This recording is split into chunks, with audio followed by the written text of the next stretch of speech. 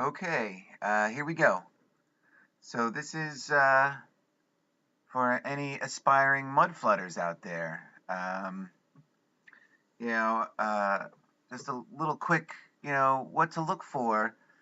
If you're interested in mud flood and looking for evidence of it in your city or town. And if you are interested in this, definitely go out and look. The only way that this story is really going to get out there is unless we provide a mud avalanche of evidence, and that requires people on the street. So let's get out there, guys. So, the first thing is, you want to certainly either live in or be near, a town or a city of some antiquity. I would imagine a town established or incorporated, before 1850 maybe. 18 between 1850 and 1880 maybe at the latest. Not that you wouldn't find sign from towns established after that, because they certainly lie about the timeline and when certain towns and things are established, but that's a good general rule. If you're living in a town or a city that was around in the mid 1800s and earlier, then there's a good chance you can find some mud flood, okay, or mud flow, or however you want to describe it. And so this is one of, if not my very favorite. But there's so many great. I speak in hyperbole a lot because I just love things so much, and I really love this building. To me, it's right out of like a fairy tale, almost like a Brothers Grimm or something. Um, so I'm going to show you why this is a good candidate. This is the type of thing that you should look for. And I'm sure some of you, are pretty astute already. You've been watching these videos, right? You want to look for like a foundation layer or a level line that slowly disappears into a sloping sidewalk or street. This is a very telltale sign that the foundations of this building go much deeper than ground level, which is not uncommon, of course. You want to have foundations and stuff, but when you see something like this, it doesn't make sense that the building was built this way, so layers of earth somehow came and covered up these windows, and there's a close-up of this, it gets even better. So this building is really great. I love this building, and this was all yesterday. Like I said, I was itching to get on the streets, and I had a comment about doing like a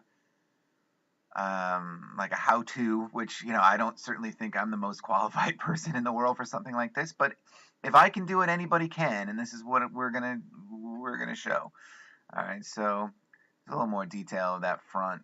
I mean, this building just looks so old compared to even some of the older buildings in Baltimore, and it has these round balls on top, which so few buildings here in Baltimore actually have these, but there are some, and I think these were conductors of some sort, in this free energy system that was going around.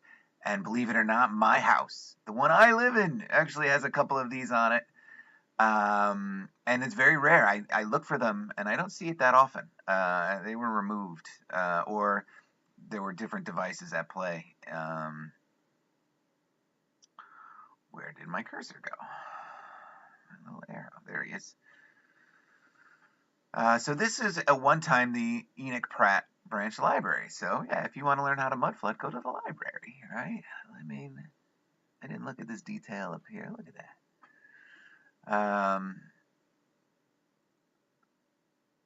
Just more pictures of the front. These are all pictures I took. Yesterday was a good day to take pictures because there's detail on this chimney that in the bright sun you can only see from one side. So look, here it is, right? It comes out of the sidewalk and goes straight down across. So in this street and sidewalk is, it's pitched down. It's not a severe degree, as you can tell, but pitched enough. So all of this at one point was open, just like the front is. Because we have these windows here, and this may be my favorite cascading window. I mentioned one building in another video that I thought was my favorite, but this one really captures my heart. I love this. And so this is real telltale sign here, a little bit of window, a little bit of more window, a little bit of small window, Um, and I think I have another. Is it? That's another angle of that. And then look, you can even see here as it disappears into the sidewalk, there are those vertical brick windows here, right? So this window came up flush with this foundation layer or whatever that is. So these are signs to look for. This is the side of the building. I'm just going to roll on this building before I get into the other sides. Look at this round. The age on this is just, the way it appears, especially compared to what they say some of the other. So they say, and I'm going to show, I think they have the year on this somewhere. The year they're going to tell us that this was built, right? Versus, some of the other buildings, just even in the area. Look at that portal,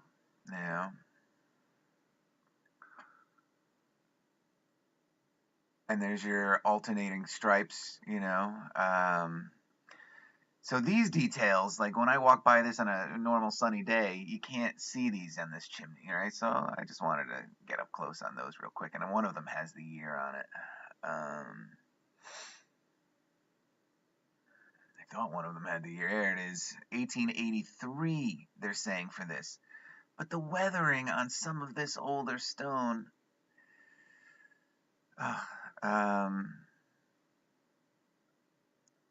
unless they're cleaning some of those other buildings better than they ever cleaned this one, this is aged significantly more than some of the stone that they show on buildings that they claim were built in the same period, 1880 to 1890.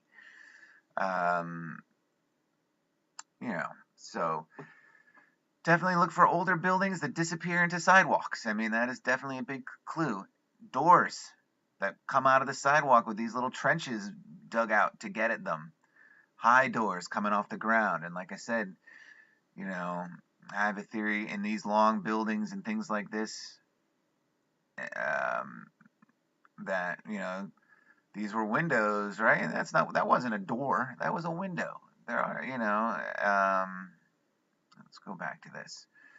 Maybe I didn't get a good shot of it in these. And this is not good. This was clearly modified in a later date. They widened this door because you have to. Because the doors are all windows. Everything is so narrow. You can't get big furniture in and out of row homes in Baltimore. Forget it. And the way some of them were finished on the inside, back in the day, like the first house I lived in, the house I live in now, they say was built in 1905, I think, or 1903, something like that.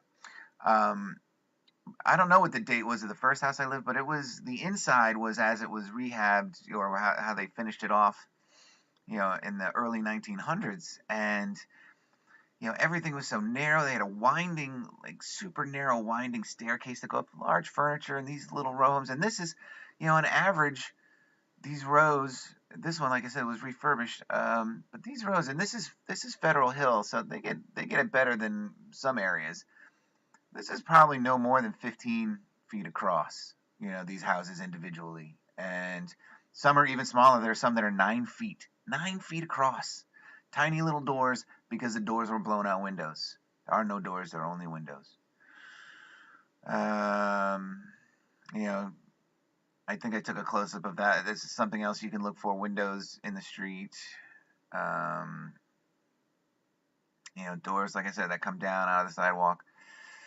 This even has a double layer here. They dug this out a little bit and then dropped it down, for like a little landing here. So these are all telltale signs. Just walking around your city. Look, this window, well below the sidewalk. They have a grate here and stuff. Windows below sidewalks don't make sense. Rainwater, snow, dirt, what have you, gets down in there and into your house or your basement or whatever. Makes no sense. So those things, are definitely tell. Look at this door. This is these are steep pitches that go down into these things, and and I did a good bit of mud flooding yesterday, and this is just a small portion of it, but I found a staircase that I went down that was easily 10 feet deep. I don't know, it was easily maybe 8 to 9 feet deep. It was deep. It was well over my head, and so and the pitch is steep, and they dug these doors out enough to open and then created stairs to get down them. Doors over doors or doors under doors. is a big thing for me to look at. And also these staircases that walk away from buildings that come down into windows.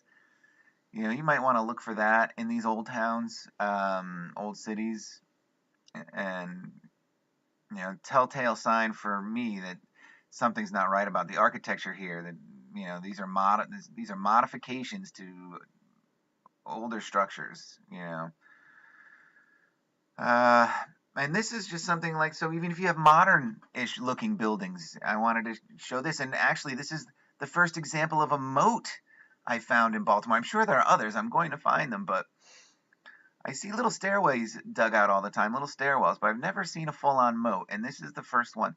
So this is modern construction here. They did this only a few years ago, but they tacked it onto this older building, which they also did modern construction. They changed the windows and the whole front side of this, right? But this was an older building. I'm going to show you why I believe that. Because of this moat. And these are things to look at how, this is the side street level, right? And the sidewalk and the windows just disappear down in below the sidewalk, right? But not into the sidewalk like you've seen with some of the other pictures, but below the sidewalk, right? And here's the beginning of that moat. And the curious thing is, like, it's dug out, but for what? There's no access. I didn't even see drainage walking around in there, as a matter of fact. So you couldn't walk down in there. It just starts here with this partition and fence, right? And it goes along the whole, it looks like something wants to drain into there, but I didn't see any drainage out of there, right? And I didn't see any doorway to get in there. It just snakes around this whole, and this is a big building. This was a big walk to capture this snaking moat around this building, right? There it was, in reverse. So this is another sign that you can look for in your town. And I'm sure, this is just a basic intro. I'm not an expert by any stretch. I've only really been looking at this stuff hardcore since like June or July, maybe a little bit earlier, but I've always noticed these strange architecture features in Baltimore, and discovering the mud flood really made it click for me. This is, again, I'm just forwarding through that, and I'm back at the beginning of my slideshow. So there you have it, a quick little slideshow to give you an idea as to what the types of things to look for if you want to do some mud flooding in your city or town. And I highly recommend that you do, and it's a fun thing to do too. If you have kids, I like to bring my son around. You get to show them architecture, and you tell them, you can tell them some stories about mud flow and things, how deep you want to get into that, because it conflicts with the programming they're given and, at schools and stuff, unfortunately I'm not able to do the whole homeschooling thing or whatever. But this building really fascinates me, this Enoch Pratt Library building. I'm probably going to do a full video on this one someday, do full research and everything. So anyway, there you have it. Mud Flooding 101. I hope you enjoyed this one, and until the next one, cheers, guys. Oops. I always do that.